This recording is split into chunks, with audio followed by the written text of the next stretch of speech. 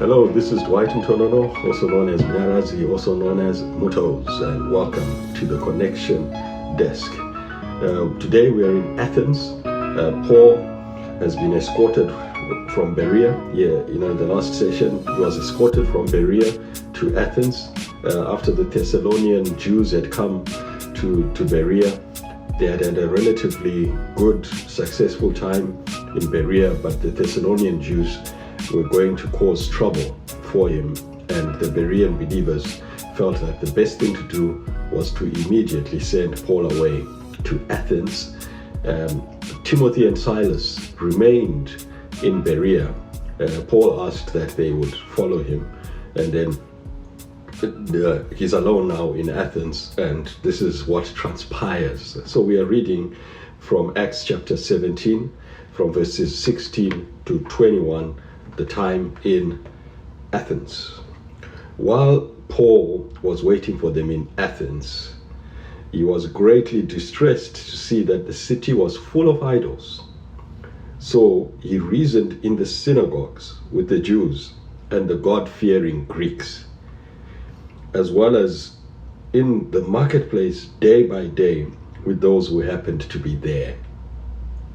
A group of Epicurean and Stoic philosophers began to dispute with him. Some of them asked, "What is this babbler trying to say?" Others remarked, "He seems to be advocating foreign gods." They said this because Paul was preaching the good news about Jesus and the resurrection.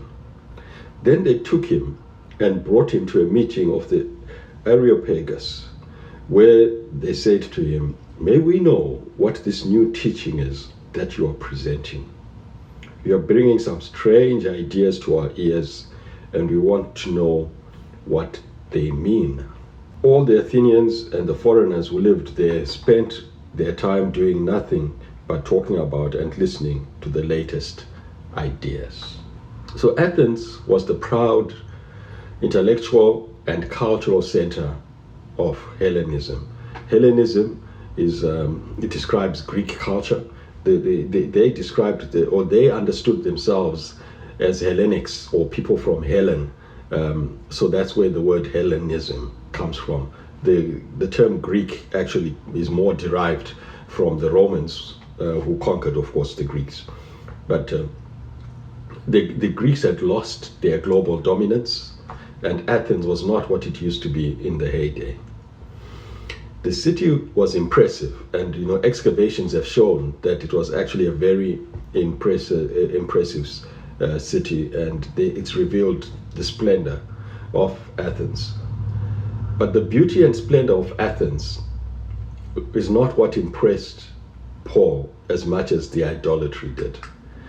So a description of what Athens would have looked like and what Paul saw comes from Craig Keener in his commentary on Acts, and it's a abridged commentary, one volume abridged commentary on the book of Acts, and he says this about what Paul would have encountered at that point.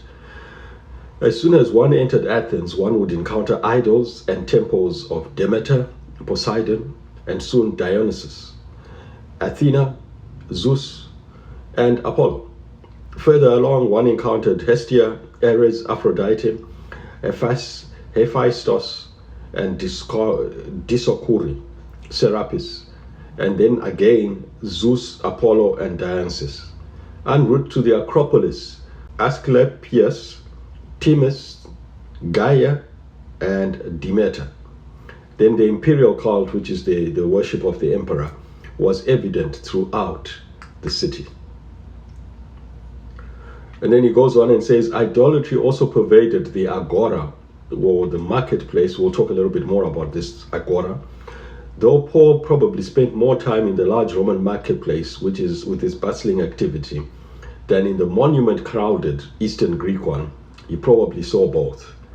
And Athens was full of pillars, with Hermes heads and erect phalli, many clustered at the agora's northwest corners. So that little last part where he talks about the erect phalli, which is of course erect male organs, I want to just talk a little bit more about that. So sexuality and immorality and idols. And it's characteristic in the foreign gods that Israel encountered. One of the characteristics was that there was an affinity to sexual immorality, and they are called fertility cults, and they involved temple prostitution and that kind of thing. In fact, prostitution in many cultures started as part of worship rituals. So why do we have this proliferation of sexual immorality in the worship of false gods, and even in our day-to-day? Why do we have all these, such a proliferation of this particular sin? Maybe because human sexuality is the most sacred and powerful thing that exists. The first thing God did with humans was to create them, male and female, and declare that the two will become one. Through the sexual union, humans would multiply. So right from creation, there was this drive which is put within us as human beings of sexuality. And what evil spirits love to do the most is to desecrate and trivialize what is most sacred to God and people.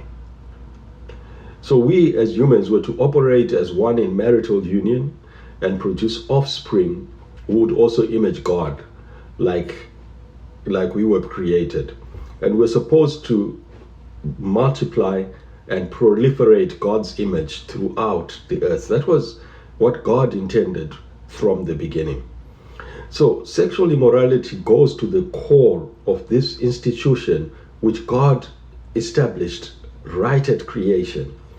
And it's like hitting at the very root of what makes us human and what God intended for us as human beings. It's going for that. And this is why the Jerusalem Council, despite all other laws that they didn't put on the Gentiles, the one thing they did say was abstain from sexual immorality. So let me move on now. So Paul moved on and he went into the synagogues preaching to the Jews and the God-fearing Greeks. That was his custom, looking for those who are most ready to hear the good news. And, because he doesn't have to go too far in terms of the distance to explain that Jesus is the promised Messiah. They've already got the foundation, and he is just explaining that Jesus is the fulfillment of everything that the Jewish faith was anticipating. So that's why you continued. So you see him there going to the synagogue.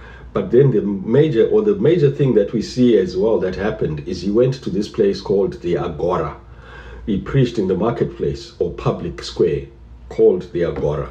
It was the center of civic life where philosophers debated and presented their views. And while he was there, he met some Epicurean and Stoic philosophers who began to dispute with him. They disagreed with what he was saying. Let's talk a little bit more about these philosophers. The Epicureans, they followed Epicurus. He lived from 341 to 270 BC. And the idea behind Epicurus, and it's actually close to some of what is there today in terms of American thinking, even right to today. But the idea behind Epicurus was the chief end of humans is pleasure and happiness. So what humans strive for and look for and would want to have is happiness. The pursuit of happiness is another phrase that you find being used within the American culture. So pleasure is the chief good and pain is the chief evil. You're supposed to have a pleasurable life and not have any pain. So pleasure is attained by avoiding excesses and the fear of death. So how do you avoid the fear of death? Well, actually the way that they avoided the fear of death was to say that there is no life after death. So the Epicureans didn't believe in life after death, and that's why you can just live and enjoy your life, be as comfortable as possible. while you live. That's the idea behind Epicurean thinking. You are seeking tranquility, a quiet life, a comfortable life, absence of pain, and live as well as you can with human beings, with mankind. So in Paul's time, though, it had degenerated and it became more of a sensual system of thought, seeking sensual pleasures more than just happiness. So if gods exist, this is their thinking. If gods exist, they do not become involved in human affairs. So they were agnostic. Agnostic says, I don't know whether or not a God exists. And they were deists, which means that if God does exist, he's left everything to us as humans, and we are on our own. Basically, he's far removed from human affairs, and human beings can do what they want because God has left the world to them. Stoics, on the other hand, were followers of a man called Zeno, 320 to 250 BC, and their name came from the painted portico from where he taught in Athens. So the painted portico was called Stoa, so that's where Zeno would have taught from. They were pantheists. The totality of nature and the universe around us is God. Everything is God. That's what a pantheist believes. So humans need to fit into what the universe dictates, and the chief end of humans, why humans are there, was virtue, or doing what universal laws would want, to live in harmony with everything around us. And by Paul's time, it had degenerated into a system of pride, being better or more advanced. They would see themselves as more advanced, intellectually superior than everyone else. And what then happened as Paul was talking is they would interrupt. Interacting and ridiculing speakers was a common practice to show off your intelligence and your wit. So that's something that would have been happening in the agora. And they would insult. They came up with insulting labels, and they called Paul a babbler. A babbler literally was a bird that would be picking up seeds, and it would initially be applied to people who would gather scraps in the marketplace to sell or whatever, or gossips.